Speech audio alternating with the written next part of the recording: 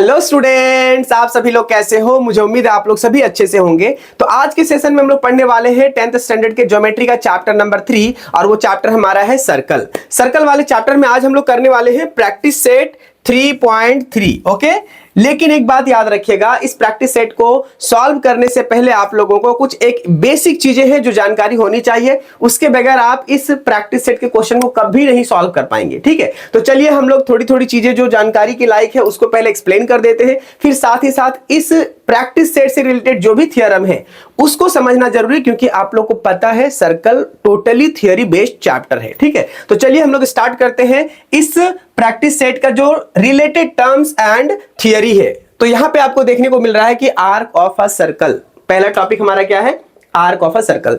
तो arc of circle किसको कहते हैं आपको बहुत अच्छे से पता होना चाहिए, क्योंकि इसके प्रीवियस वाले सेशन में मैंने ऑलरेडी बताया है और पहला वाला जो इंट्रोडक्शन क्लास था उसमें भी मैंने बताया है कि सर्कल के आर्क्स क्या होते हैं। ठीक है, तो यहां पे ध्यान दीजिएगा, एग्जाम्पल के तौर पर यहां पे समझते जाइए। फटाफट मैं क्लियर करता हूं आप लोगों को।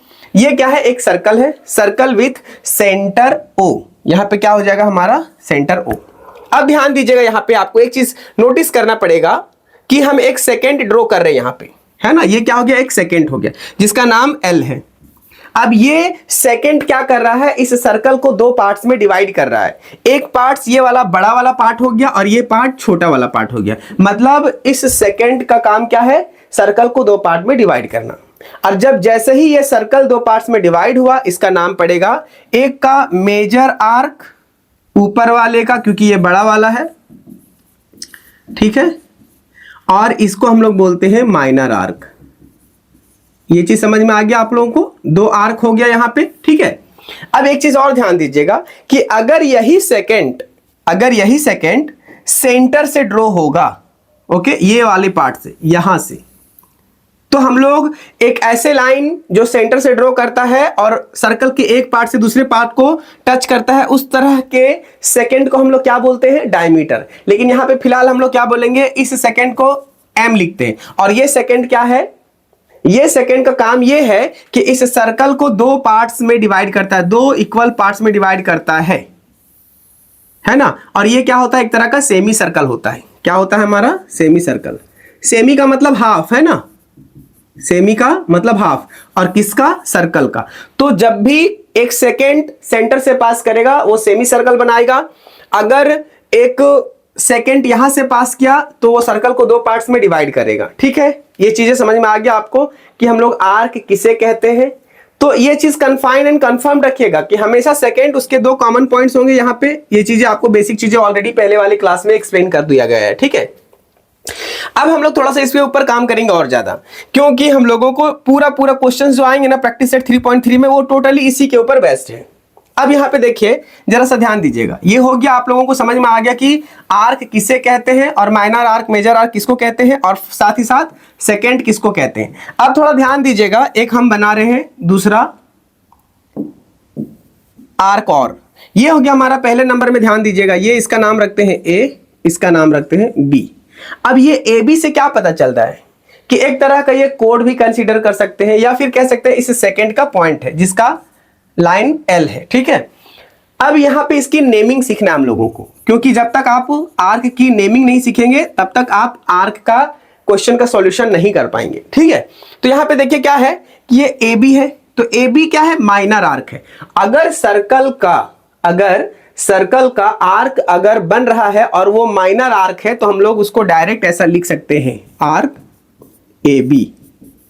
ठीक है, वरना कभी भी आर्क का जो नेमिंग होगा वो 3 लेटर से होगा, 3 लेटर से होगा। जैसे यहां पे देखिए, अगर हम लोग ए बी बोल दिए तो आप निश्चिंत रहिए कि हम इस माइनर आर्क की बात कर रहे हैं। कभी भी ये ए बी वाला ये पार्ट नहीं होगा, मेजर आर्क कभी नहीं होगा। ठीक है, तो ध्यान रखिएगा। और इसके अलावा जब भी हम लोग मतलब छोटे आर्क से बड़ा आर्क कोई दूसरा हो तो उसका नेमिंग हमेशा 3 लेटर में करेंगे। ठीक है, देखिए यहां पे जैसे इसका नाम रख दिए इस पॉइंट का एक्स, तो अगर हम लोग बोले आर्क ए एक्स बी, तो इसका मतलब क्या हुआ कि हम इस आर्क की बात कर रहे हैं। ठीक है, तो कितने चीजें क्लियर हो गया, एक तो मेजर आर्क मालूम पड़ा, माइनर आर्क मालूम पड़ा, उसके दो तरह के नेमिंग। अब हमेशा माइनर आर्क ये होगा और मेजर आर्क ये होगा। अगर हम लोग इस कंडीशन में अगर माइनर आर्क को कुछ और लिख दिए, जैसे कि यहां पे जेड दे दिया है ना, तो ए जेड बी अगर बोले, तो अगर ए जेड बी बोले और ये आर्क का सिंबल है, तो भी ये गलत नहीं है, क्योंकि अगर हम ऐसा लिखें तो वेल एंड गुड है, क्लियर पता चल रहा है कि हम इस आर्क की बात करें। लेकिन अगर हम लोग बहुत सारे आर्क बने हैं और हम लोग डायरेक्ट ऐसा कलर कंडीशन यूज करेंगे, तो ये सिर्फ हमारा माइनर आर्क को बताता है, ठीक है। अब इस पर हम लोग ज्यादा चर्चा नहीं करेंगे, अब बढ़ते हैं इसके नेक्स्ट टॉपिक के ऊपर। और नेक्स्ट टॉपिक इसका है, यहां पे देखिए सेंट्रल एंगल, फिर मेजर ऑफ आर्क एंड साथ में कॉन्ग्रेंस ऑफ आर्क, साथ ही साथ है प्रॉपर्टी और सम ऑफ मेजर ऑफ आर्क्स। तो हम लोग सबसे पहले समझेंगे कि हम लोग सेंट्रल एंगल किसको कहते हैं, ठीक है। तो सेंट्रल एंगल के लिए ध्यान दीजिए, एक सर्कल है, ये सर्कल हो गया हमारा, ओके। इस सर्कल में सेंटर पॉइंट से क्या होता है, एक एंगल बनता है, एक वर्टेक्स बनता है। इसे यहां से लिए हम ये पॉइंट, ठीक है, और ये पॉइंट, इसका नाम हम देते हैं ए, ये हो गया बी, ठीक है, और इसका हम लोग वर्टेक्स ओ बताते हैं, ठीक है, यहां पे। तो इस जगह पे क्या देख रहे हैं हम लोग, एक एंगल बना यहां पे, एक इस आर्क से इस आर्क के अपोजिट में देखिए तो क्या बन रहा है, एक एंगल बन रहा है सेंटर पे। तो ये एंगल को हम लोग बोलते हैं सेंट्रल एंगल। तो यहां पे एंगल कौन सा बन रहा है, एंगल ए ओ बी।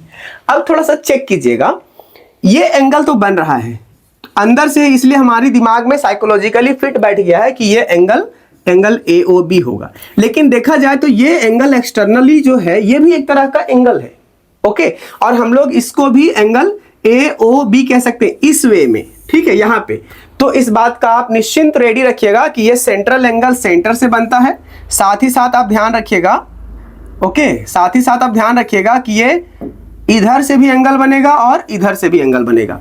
तो हम लोग जानते हैं कि एंगल ऑफ द सर्कल क्या होता है, total angle of the circle, ये चीज आप ध्यान रखिएगा, है ना।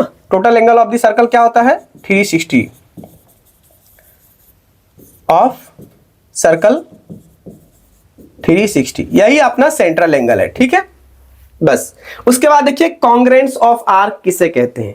कॉन्ग्रेंस ऑफ आर्क का मतलब होता है कि एक सर्कल में दो आर्क बन रहा है, ओके। सर्कल हम यहां पहले आपको ड्रॉ करके दिखाते हैं, ये सर्कल हो गया, इस सर्कल में दो आर्क बन रहा है, जैसे कि इस सेंटर से हमने एक लाइन ऐसे ड्रॉ किए यहां पे, ठीक है, फिर एक लाइन और हम ड्रॉ कर दिए ऐसा यहां से। तो आपको यहां पे क्या चीजें देखने को मिल रहा है, दो अलग अलग चीजें देखने को मिल रहा है कि ये आर्क यहां पे अलग बना है और ये आर्क अलग बना है। अब यहां पे ध्यान दीजिएगा कि ये जो लाइनिंग है ये सब क्या है, रेडियस है ना, तो रेडियस है, और रेडियस कहां पे आ रहा है, सर्कल पे टच कर रहा है। लेकिन ध्यान रखिएगा कि इनके बीच का जो एंगल है ना, वो एंगल बराबर है, और जब एंगल बराबर होगा ना तो इनके जो आर्क होंगे वो भी बराबर होंगे। इससे क्या पता चला, कॉन्ग्रेंस आर्क किसे कहेंगे, ये वाले, if the central angle is equal to the other angle, यहां पे इन दोनों के बीच का अगर ये 10 है या 5 है तो ये भी 5 होगा, तो इनके जो आर्क होंगे वो दोनों क्या होंगे, बराबर होंगे। तो इस तरह के कॉन्ग्रेंस एंगल की जो नेमिंग करते हैं हम लोग, वो कैसे करेंगे, जैसे एग्जांपल के तौर पर देखिए यहां पे हम इसका नाम लिखते हैं ए बी, इसका नाम लिखते हैं पी और ये क्यू, तो ये दोनों आर्क बराबर है, ठीक है। तो इसको कैसे लिखेंगे, तो यहां पे हम लोग लिखेंगे arc A B is congruent to arc P Q, ये हो गया हमारा कॉन्ग्रेंस ऑफ आर्क, ठीक है। अगर यहां पे 3 पॉइंट्स अगर यूज किए, एक्स यूज किए और इधर एम यूज किए, ठीक है, तो यहां पे दूसरा वाला नाम लिखेंगे तो क्या लिखेंगे, arc A M B is congruent to arc, क्या हो जाएगा, पी एक्स क्यू, ओके। तो यहां से आप लोगों को चीजें समझ में आ रहा होगा कि इसका नेमिंग हम लोग कैसे करेंगे, क्योंकि मेजरमेंट हमारा इसी बिहाफ पे निकलेगा, ठीक है। ये हो गया, इसको मैं इधर फिट कर देता हूं, क्लियर हो गया। अब ध्यान दीजिएगा कि मेजर ऑफ आर्क, हम इसका मेजरमेंट कैसे करते हैं, किसी भी आर्क का मेजरमेंट कैसे होता है। तो जैसे एक एग्जांपल वापस लेते हैं, सर्कल, यहां पे हम सर्कल ड्रॉ किए। अब यहां पे देखिए और चीजें हमको बनाना है यहां पे आर्क को लेकर के। तो सबसे पहली बात आप यहां ध्यान दीजिएगा थोड़ा सा, हम ये पॉइंट को रखें, इसका नाम रखें ए, इसका नाम रखें बी, ठीक है, ये हो गया हमारा सी, इधर हो गया डी और इधर हो गया हमारा ई, ठीक है। क्वेश्चन में दिया हुआ है कि हमें आप बताइए arc, measurement of arc AD, क्या बोला है कि मेजर ऑफ आर्क एडी, ये आपको बताना है। तो आपके पास सिचुएशन देखिए दो तरह का आ रहा है। क्या क्या आ रहा है? एक तो आर्क आप ऐसे बना सकते हो, यहां से इस साइड लेके जाओ। दूसरा आर्क है यहां पे आपको ऐसा, ठीक है। तो यहां से ये आर्क अलग है और ये वाला आर्क अलग है, दो अलग अलग आर्क दिख रहे। तो अभी तक आपको क्लियर नहीं हुआ कि एडी कौन से आर्क का बनाना है। लेकिन अगर क्वेश्चंस में आपका आया ऐसा कि आपको ये लिखना है ए बी डी, ये वाला का आप बताइए, तो अब हमें क्लियर पता चल रहा है। हम लोग क्या जान रहे थे इससे पहले कि आर्क 3 लेटर से हम लोग इंडिकेट करते हैं। तो अगर 3 लेटर है तो इसका मतलब यह है कि यहां से स्टार्ट हुआ, इसको कनेक्ट किया, इसका नाम नहीं लिया और इधर चला गया। तो मतलब हम लोगों को ये वाला आर्क को पता करना है। तो इस कंडीशन में हम लोग क्या करेंगे, पहले तो हम इस आर्क को ऐड करेंगे, फिर उसके बाद इसको ऐड करेंगे, फिर इसके बाद इसको ऐड करेंगे, ठीक है। तो यहां पर क्या हो जाएगा, मेजर ऑफ आर्क क्या हो जाएगा, A B plus measure of arc, फिर क्या हो जाएगा बी सी, फिर प्लस हो जाएगा ये measure of arc C D, arc C D, ठीक है। ये इस तरह से हम लोग प्लस करते हैं। अब ऐसे केसेस जब हमारे पास आएंगे क्वेश्चंस के, तो ज्यादा आसानी से आप लोगों को समझ में आएगा। फिलहाल आप इन सब चीजों को, बेसिक चीजें इसको ध्यान में रखते जाइए और इसका एकदम कंसंट्रेशन बनाए रखें, आप बिल्कुल भी बोर ना होएं, क्योंकि अगर आप इसमें बोर हो गए तो क्वेश्चन आपका हाथ से निकल जाएगा, ठीक है। अब हम लोग देखेंगे लास्ट जो पॉइंट है हमारा यहां पे, वो क्या है, property of sum of measure of arcs. तो ये प्रॉपर्टी अगर आपको समझ में आ गया तो आप इसके टर्म्स को ही यहां पे समझ लीजिए, ठीक है। क्योंकि मेजर ऑफ आर्क जो है ना, ऑलमोस्ट इसी तरीके से हम लोग मेजर करते हैं, इसकी प्रॉपर्टीज यही है, ठीक है।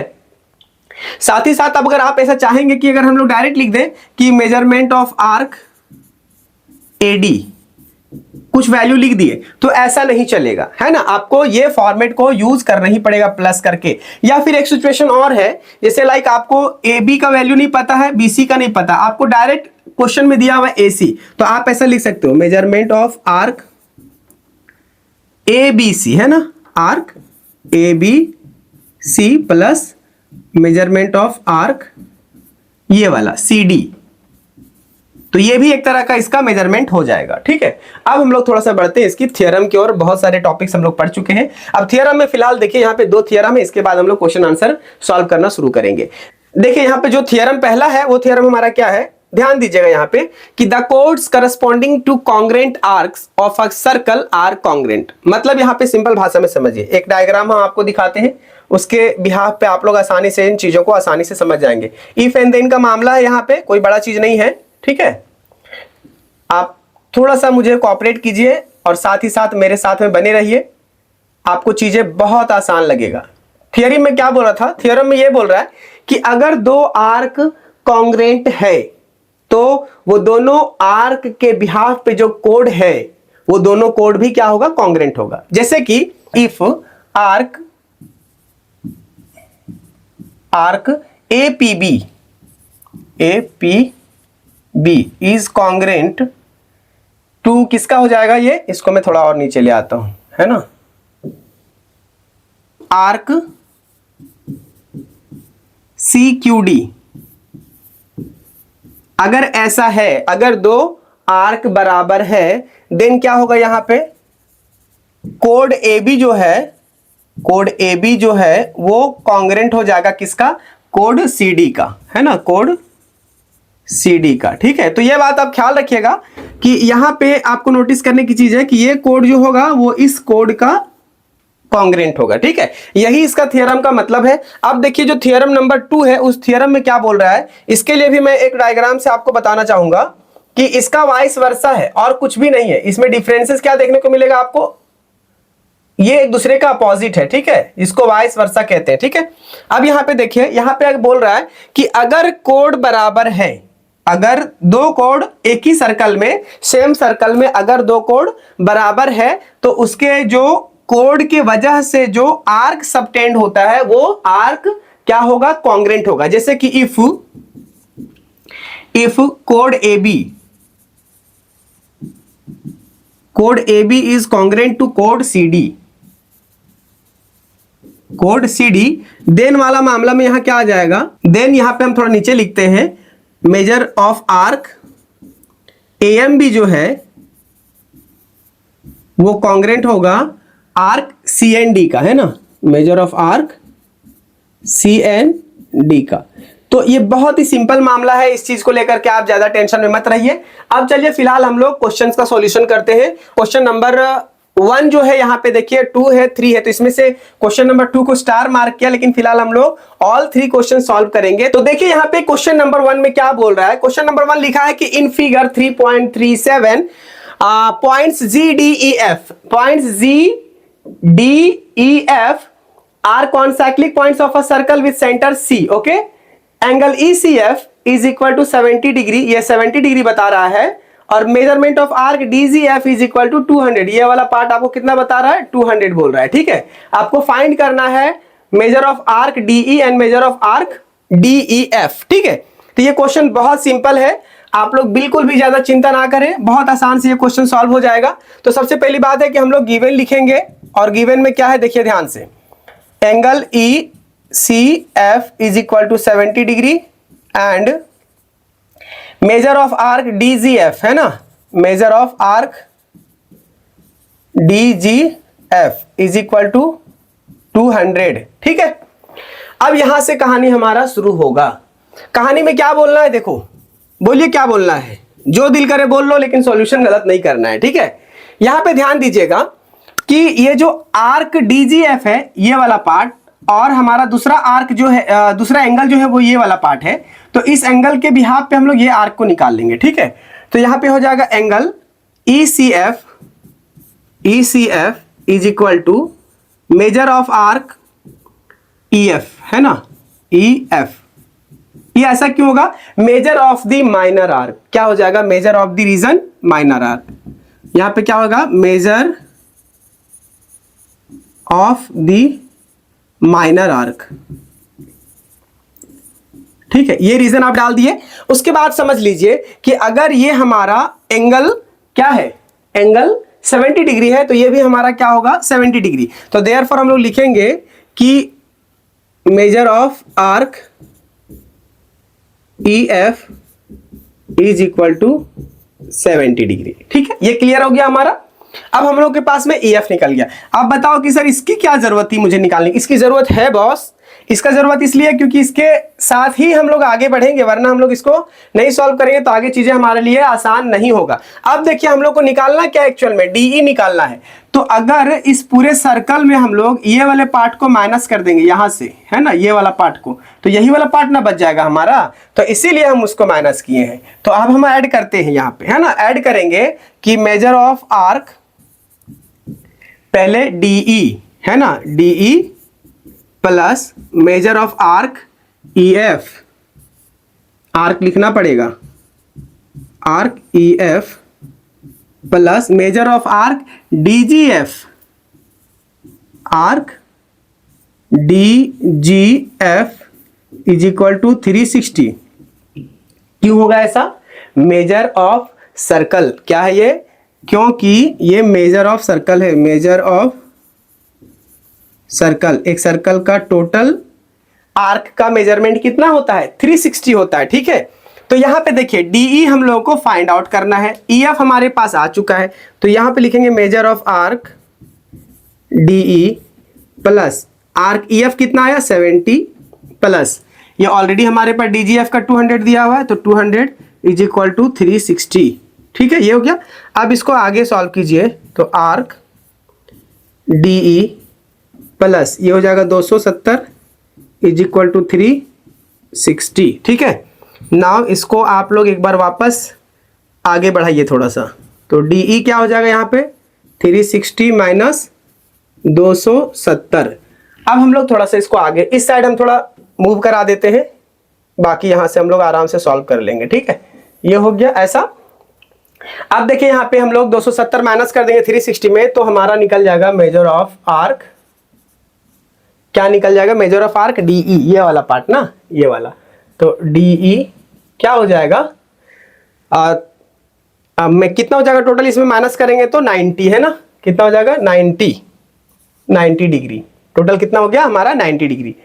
अब हम दूसरा क्वेश्चन में आते हैं। दूसरा क्वेश्चन में हमारा क्या है, मेजर ऑफ आर्क DEF, मतलब DE एंड EF। तो यहां पे हमारा हो जाएगा क्वेश्चन में मेजर ऑफ आर्क DEF, यही है ना। तो इसको देखिए यहां पे, ये जो आर्क DEF जो होगा, ठीक है, वो किसके बराबर होगा, ये प्लस ये, ठीक है। इसको मैं वापस इरेज करता हूं, तो ये दोनों को ऐड कर देंगे, ये वाला और ये वाला, तो DEF निकल जाएगा। तो यहां पे क्या हो जाएगा, measure of arc DE plus measure of arc क्या था हमारा EF, ठीक है। तो यहां पे क्या हो जाएगा, DE का कितना वैल्यू आया, DE यहां से देखिए 90 आ गया, और दूसरा हमारा है आर्क EF, तो EF ऑलरेडी हम लोगों को पता है 70 है, दोनों का ऐड करेंगे तो कितना हो जाएगा 160, कितना आ जाएगा 160। अब 160 हमारा किसका आ गया, मेजर ऑफ आर्क DEF। तो therefore the measure of arc, पहले नंबर में हम लोग क्या फाइंड करना था, DE, arc DE is equal to कितना था, DE कितना यहाँ पे टोटल, यहाँ पे पहले फाइंड किया हम लोग 90 डिग्री ना, तो ये हो जाएगा हमारा 90 डिग्री। एंड उसके बाद हम लोग को DEF फाइंड करना था, एंड मेजर ऑफ आर्क क्या था DEF, वो कितना आया हमारा 160 डिग्री। तो ऐसे हम लोग क्वेश्चंस को सॉल्व करेंगे, और यही तरीका है क्वेश्चंस को सॉल्व करने का। तो ये हमारा क्वेश्चन नंबर 1 भी आज हो गया। अब हम लोग देखेंगे क्वेश्चन नंबर 2, इसका आप एक स्क्रीनशॉट ले लीजिए, ठीक है। यहां से बहुत ज्यादा क्वेश्चन टफ नहीं है, और थोड़ा ध्यान देना पड़ेगा हम लोगों को नेक्स्ट क्वेश्चन की ओर। बहुत आसान है क्वेश्चन, ज्यादा चिंता नहीं करना है आप लोगों को, ठीक है। गर्मी बहुत ज्यादा हो रहा है यार, बहुत गर्मी हो रहा है। अभी देखिए टाइम कितना हो रहा है, रात का 3 बज रहा है, और इस टाइम पे हम वीडियो शूट कर रहे हैं। अब समझ लीजिए कि हम कितने मुसीबत में जी रहे हैं। पंखा चला नहीं सकते हैं, क्योंकि पंखा चलाएंगे तो आवाज हमारा पूरा खराब हो जाएगा। फिलहाल देखते हैं क्वेश्चन नंबर 2 में। In figure 3.38 triangle QRS is an equilateral triangle, prove that arc RS, arc QS and arc QR all are congruent to each other, ठीक है। एंड दूसरा में बोल रहा है मेजर ऑफ आर्क QRS, ये 240 है, आपको प्रूफ करना है, ठीक है। तो चलिए स्टार्ट करते हैं इसका क्वेश्चन नंबर 2 का 1 से। तो 1 में क्या है देखिए यहां पे, टू प्रूफ क्या है, आर्क RS ना, RS is congruent to arc QS is congruent to arc QR, यही प्रूफ करना है। तो सिंपल भाषा में लिखिए आप कि ये जो है ना, ये जो साइड, ये साइड क्या है, इक्विलैटरल ट्रायंगल का है। तो वी नो दैट कि sides of the equilateral triangle are equal, है ना, सारे उसके साइड्स बराबर होते हैं। तो यहां पे हम लोग लिखेंगे कि देयरफॉर कोड, तो एक तरह का ये क्या काम कर रहा है, कोड का ना। तो कोड RS जो है ये वाला है ना, कोड RS इज कॉन्ग्रेंट टू कोड, उसके बाद क्या हो जाएगा QS ना, ये वाला QS इज कॉन्ग्रेंट टू कोड RQ या QR, है ना, कोड QR। क्यों ऐसा होगा बताइए, ऐसा क्यों होगा, इसके रीजन क्या होगा, बताए थे अभी हम, sides of the equilateral triangle, okay. क्या हो जाएगा, sides of the equilateral triangle, ठीक है। इक्विलैटरल ट्रायंगल होने की वजह से ये सारे तीनों कोड्स एक दूसरे के कॉन्ग्रेंट होंगे, ठीक है। अब थोड़ा सा समझिए, यहां पे एक चीज स्टेटमेंट हम और लिखते हैं कि अगर arcs of the same circle are congruent, है ना, बहुत स्टेटमेंट लिखना पड़ता है। If the related chords are, if the related chords are equal, है ना, कोड्स आर कॉन्ग्रेंट, है ना, कॉन्ग्रेंट लिखिए, कोड्स आर कॉन्ग्रेंट। ये सब लिखना जरूरी है, क्योंकि इसी के बिहाफ पे हम लोग क्वेश्चंस का सॉल्यूशन करते हैं। देखो सॉल्यूशन में बहुत ज्यादा टिपिकलिटी नहीं है, चीजें बहुत आसान है, लेकिन थियरी का यूज करना बहुत इंपॉर्टेंट है, ठीक है। तो क्या बोल रहे थे कि अगर आर्क्स सेम सर्कल पे हो और वो कॉन्ग्रेंट है, तो इसका मतलब क्या है कि उसके कोड्स जो है वो कॉन्ग्रेंट है, और कॉन्ग्रेंट होने की वजह से उसके आर्क्स भी क्या होंगे, कॉन्ग्रेंट होंगे। तो देयरफॉर हम लोग कह सकते हैं कि आर्क जो RS है ना, आर्क RS जो है वो कॉन्ग्रेंट होगा किसका, आर्क QS का, आर्क QS का, और ये भी कॉन्ग्रेंट होगा आर्क क्यू आर का, ओके, क्यू आर का, ठीक है। अब हम लोग देखेंगे दूसरा वाला कंडीशन। दूसरे वाले में क्या है क्वेश्चन में, देखिए measure of arc Q R S is equal to 240। Q R S ये वाला आर्क का बताना है कि ये 240 है, ठीक है। तो मैं थोड़ा सा इंस्क्राइब्ड एंगल थ्योरम की अभी तो मैं चर्चा नहीं किया हूं अभी तक, तो इसीलिए मैं उसका यूज नहीं करूंगा। फिलहाल हम लोग देखेंगे कि इस ट्रायंगल में 3 एंगल है और तीनों एंगल्स क्या होंगे, बराबर होंगे। तीनों एंगल्स क्या होंगे, बराबर होंगे, क्योंकि ये इक्विलैटरल ट्रायंगल है। तो हम इस एंगल को x मानते हैं तो इसको भी x मानना पड़ेगा, और ये भी हमारा हो जाएगा x, ठीक है।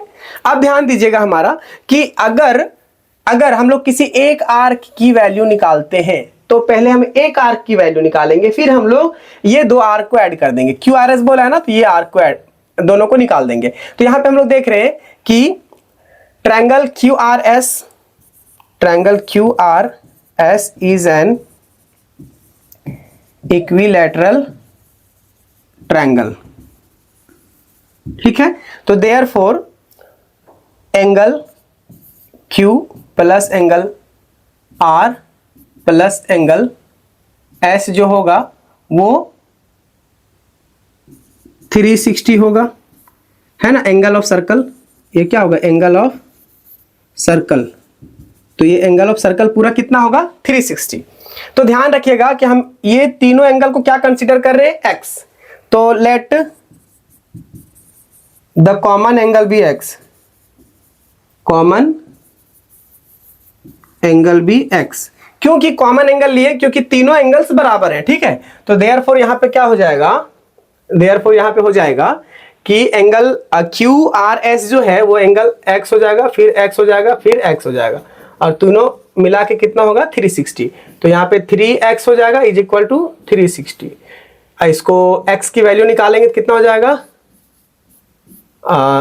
3 1 जा 3, 3 2 जा 6 एंड 0। तो x की वैल्यू कितना आ गया, 120। कितना आया, 120। अब एक एंगल की जो वैल्यू आया वो कितना आ गया, 120। दैट इज x की वैल्यू आया हमारा 120। तो ध्यान दीजिएगा कि ये वाले एंगल से सबटेंड किया हुआ आर्क ये वाला है, और ये वाले एंगल से सबटेंड किया हुआ आर्क ये वाला है, दोनों है ये, है ना। तो सिंपल से भाषा में आप याद रखिएगा कि दोनों एंगल के सबटेंडेड पार्ट ऑफ आर्क कौन सा है, क्यू आर एस। तो दोनों के एंगल्स को ऐड कर देंगे तो हमारा आर्क की मेजरमेंट निकल जाएगा। लेकिन फिलहाल हम ये लॉजिक तो अभी तक बताए नहीं थे आप लोगों को, तो फिलहाल मैंने जो लॉजिक बताया है हम उस पर ही काम करेंगे। तो चलिए हम लोग यहां पे लिखेंगे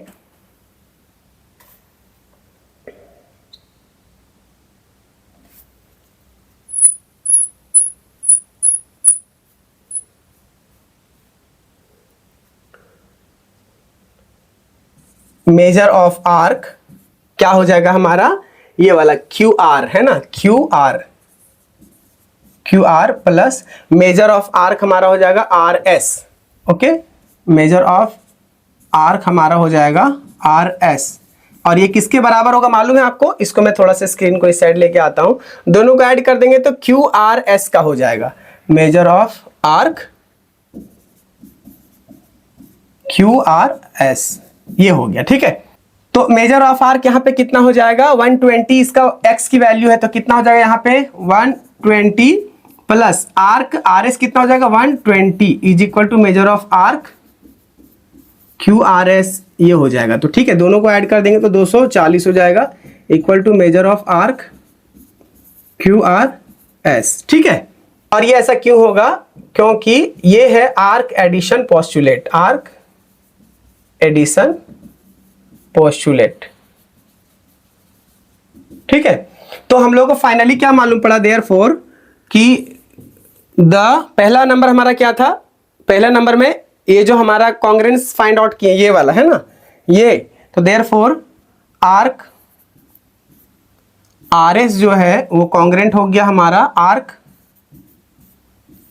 क्यू एस का, और वो हमारा दूसरा आया आर्क क्यू आर का, आर्क क्यू आर का, ये प्रूव्ड हो गया, ठीक है। एंड दूसरा हमारा जो था वो क्या था, major of arc Q R S जो है वो 240 होगा, ये भी प्रूफ हो गया, ठीक है। तो देखिए यहां पे चीजें थोड़ा सा टिपिकल लगेगा आप लोगों को, क्योंकि पूरा थियरी है ना, मैं बार बार बोल रहा हूं, क्या है ये पूरा थियरी है। थियरी वाले पार्ट में थोड़ा सा हम लोग को एक्स्ट्रा एफर्ट डालना पड़ता है, क्योंकि थियरी आपके दिमाग में हर वक्त सेट रखना पड़ेगा, चीजों को एकदम से मेमोराइज करके रखना पड़ेगा, क्योंकि उसके बदौलत ही आप क्वेश्चंस को सॉल्व कर पाएंगे, ठीक है। और ये गर्मी कब खत्म होगा भाई, बहुत गर्म हो रहा है। अब हम लोग बढ़ते हैं क्वेश्चन नंबर 3 की ओर। और क्वेश्चन नंबर 3 देखिए यहाँ पे क्या है कि in figure 3.39 code AB is congruent to chord CD, okay, prove that arc AC is congruent to arc BD। ये वाला आपको प्रूफ करना है, ठीक है। तो आपको बहुत ही सिंपल चीजें दिया हुआ है यहाँ पे, देख लीजिए कि ये क्या है, एक AB कोड है और CD भी कोड है, लेकिन ये दोनों क्या है, एक दूसरे का कॉन्ग्रेंट है। तो इस कॉन्ग्रेंसी के बिहाफ पे हम लोग इसको बहुत जल्दी हम सॉल्व करेंगे। तो हम लोग सबसे पहली बात जो चीजें हैं यहाँ पे गिवन, उसको हम लोग यहाँ लिख लेते हैं कि इसका गिवन क्या है, ठीक है। तो यहां से देखिए आप, ये हमारा गिवन पार्ट हो गया, ठीक है। और हम लोगों को प्रूफ क्या करना है, ये वाला पार्ट को प्रूफ करना है, ठीक है। ये arc AC is congruent to arc BD, यहां से देखिए, ठीक है। अब इसका शुरुआत करते हैं हम इसका सॉल्यूशन। तो सॉल्यूशन स्टार्ट कैसे करेंगे, देखिए यहाँ पे, ठीक है। थोड़ा सा मैं इसको रिमूव कर देता हूं और फिर यहां से इसका सॉल्यूशन देख लीजिए। पूरा थियोरेटिकल है, चीजें आपके लिए कुछ भी नया नहीं होने वाला है, क्योंकि थियरी वाला पार्ट तो हम लोग को पढ़ना ही है सर्कल में, ओके। इसकी थोड़ी सी डिटेलिंग देख लीजिए, उसके बाद चीजें आपको बहुत समझ में आ जाएगा। देखिए कोड AB जो है वो कॉन्ग्रेंट है कोड CD का, ये तो हमारे पास गिवन था, ओके। यहां से हम लोगों को मालूम पड़ रहा है। फिर उसके बाद देखिए आर्क ACB, ये जो आर्क ACB जो है, ये वाला पार्ट है ना, ये वाला पार्ट वो किसके बराबर होगा, आर्क DBC बोलिए या फिर CBD बोलिए। तो ये एक दूसरे का क्या है, बराबर है ना, एक दूसरे का बराबर है, कॉन्ग्रेंट है, ठीक है। तो arcs corresponding to the congruent chords क्यों होगा, क्योंकि देखिए करस्पॉन्डिंग आर्क C तो है, ये वाला पार्ट यहां पे है और ये दोनों के लिए कॉमन है, ठीक है। तो इसके लिए क्या हो जाएगा, ये ACB एंड CBD दोनों के लिए बराबर हो जाएगा। अब ध्यान दीजिएगा ACB में जो है, ACB में यहाँ पे आर्क CBD की बराबर हम लोग शो कर रहे हैं, तो इसको हम लोग नंबर 1 पॉइंट आउट किए हैं। अब दूसरा कंडीशन देखिएगा, ACB में क्या देखने को मिल रहा है, आर्क ACB में, इसको मैं जब मिटाऊंगा तो यहां से चीजें एक्सप्लेन करने में आसान होगा।